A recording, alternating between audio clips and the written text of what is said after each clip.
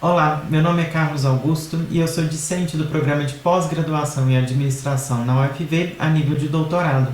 Através desse vídeo eu apresento para o Simpósio de Integração Acadêmica de 2021 a minha pesquisa desenvolvida durante o mestrado nesse mesmo programa, sob a orientação da professora Carla Damiano Teixeira e com a orientação do professor Diego Costa Mendes. A minha pesquisa se intitula A Percepção das Organizações da Sociedade Civil sobre a Trajetória das Políticas Públicas LGBTQIA+, no Brasil. Especificamente, a discussão levantada na minha pesquisa se refere às políticas públicas voltadas à população LGBTQIA+, a partir do programa Brasil Sem Homofobia de 2004. Desde a implementação dessas iniciativas, esses programas vêm enfrentando barreiras que comprometem a sua efetividade. E o programa Brasil Sem Homofobia ele teve uma execução protagonizada por organizações da sociedade civil ativistas, demonstrando a falta de expertise do Estado brasileiro quando se trata dos direitos da população LGBTQIA+. Então, meu problema de pesquisa foi como se pode compreender a trajetória das políticas públicas LGBTQIA+, brasileiras que emergiram no início dos anos 2000 a partir da ótica das organizações da sociedade civil. Então, meu objetivo geral foi o de compreender, mediante o discurso de OSCs LGBTQIA+, brasileiras, como as políticas públicas voltadas a essa população têm se configurado desde o programa Brasil Sem Homofobia até a atualidade.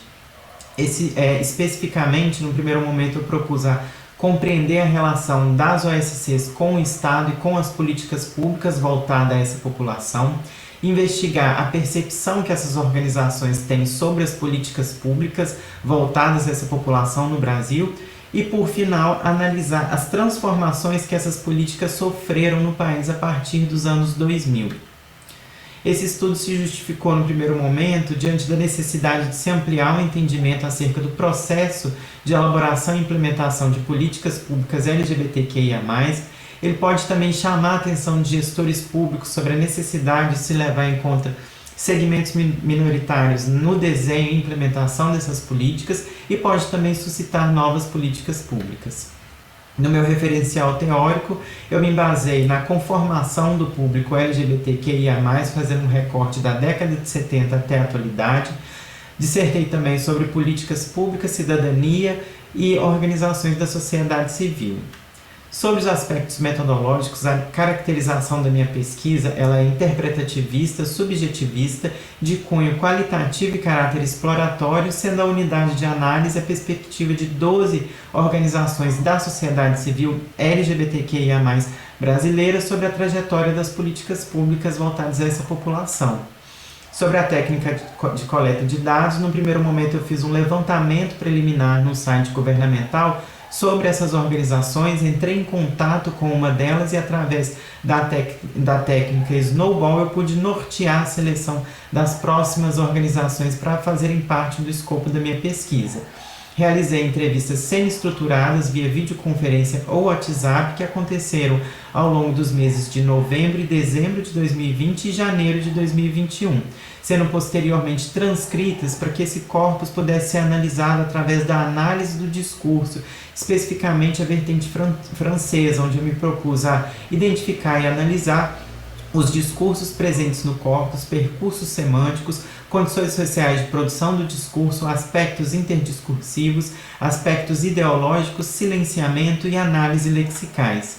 Ao final desse processo, as organizações que compuseram a minha pesquisa foram Acontece Arte Política, Aliança Nacional LGBTI+, ANTRA, Astral, Atenta BR, Casa Florescer, Casa NEM, Casa Rosa, Grupo Dignidade, Grupo Matizes, Grupo Nuances e todos.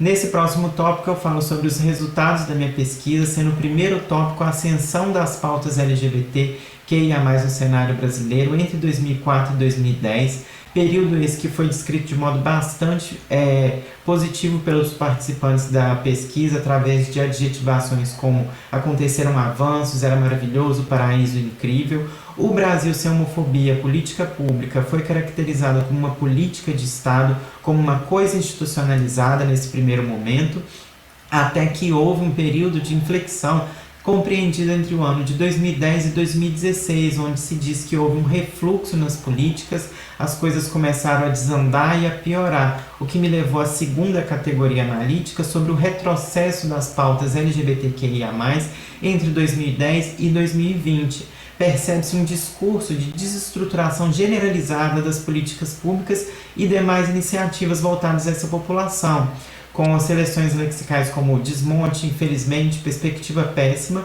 No período posterior a 2016, houve uma intensificação da violência vivenciada por essa população, violência, invisibilidade, vergonha de ser morta, e o Brasil sem homofobia, nesse período, foi caracterizado como tá parado, não se avança. E ainda que essas políticas existam, elas tinham pouco efeito prático já nesse segundo momento, pois a maioria delas existe, mas praticamente no papel. Nessa terceira categoria analítica, eu falo sobre um elemento que recorrentemente apareceu como uma barreira frequente à conquista e efetivação da população LGBTQIA+, que é o conservadorismo religioso e a sua influência na política. Percebe-se que houve um confronto entre ideologias distintas, presentes e legitimadas dentro do espaço público. Houve uma disputa ideológica entre setores conservadores institucionalizados e pautas LGBT institucionalizadas no cenário político brasileiro. E a percepção sobre esses grupos conservadores era de que eles eram muito violentos, pregam exclusão, não dão importância ao respeito ao próximo e colocam uma série de dificuldades impedindo o andamento das pautas LGBTQIA+.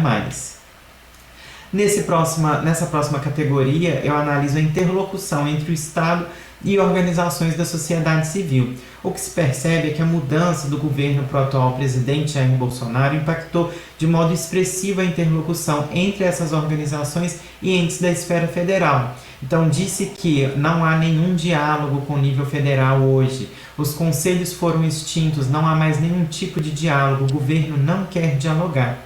Então é possível perceber um discurso de demonização das organizações da sociedade civil na tentativa de deslegitimar e silenciar as pautas defendidas por essa organização. Como o presidente fala muito mal de ONG.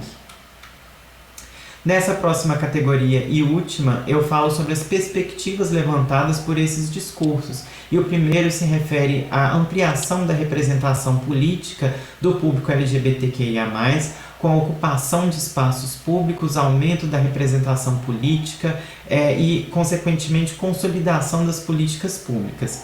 Também disse que há necessidade de se priorizar a agenda de direitos humanos, porque no governo atual é tratado como uma das últimas prioridades. A mudança do governo também foi apontada como um caminho possível para se avançar nessas pautas. Então espera-se que mude o governo, que haja impeachment, que o governo caia, através desses discursos, eu pude perceber isso. E a mudança cultural também, o investimento em ações educacionais, uma vez que a maior arma que nós temos é a educação. E também o reconhecimento dessa população pelo Estado brasileiro através de dados estatísticos coletados pelo censo. Sobre as considerações finais, percebe-se que os discursos proferidos por esses representantes, eles remetem a uma disputa ideológica na arena pública entre valores progressistas e conservadores e também com a constante atuação do movimento social no formato de OSC. De acordo com a perspectiva dos participantes da pesquisa, o cenário é de explícito fechamento para as demandas da população LGBTQIA+, quando se trata do governo federal. Nesse sentido, a posição de vulnerabilidade na qual essa população é recorrentemente colocada se torna ainda mais latente com a gradual descontinuidade das parcas políticas conquistadas até então e pela baixa expectativa de que se consiga novas políticas públicas no governo presidido por Bolsonaro. Também incentivar a participação política da população LGBT apareceu como um elemento fundamental, assim como pautar o reconhecimento em números dessa população através de dados colhidos pelo censo demográfico. E pode-se sugerir como estudos futuros a exploração da perspectiva de outros atores sociais que também possam trazer informações relevantes sobre esse cenário e a exploração da realidade de outros países também.